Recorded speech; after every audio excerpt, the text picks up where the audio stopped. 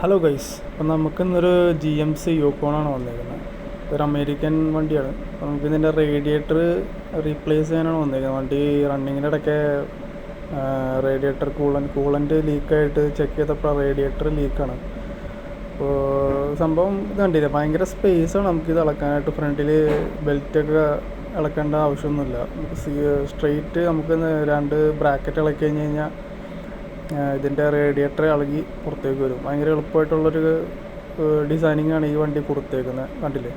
പിന്നെ രണ്ടുപേരും പിടിക്കണമെന്നുള്ളൂ. ഇത്തിരി വെയിറ്റുള്ളൊരു റേഡിയേറ്ററാണ്, കാരണം ഏകദേശം ഒരു 6.7 ലിറ്റർ വെള്ളം കപ്പാസിറ്റി വരുന്ന ഒരു റേഡിയേറ്ററാണ്. അതുകൊണ്ട് രണ്ടുപേരും പിടിക്കണം ഈ ഒരു റേഡിയേറ്റർ.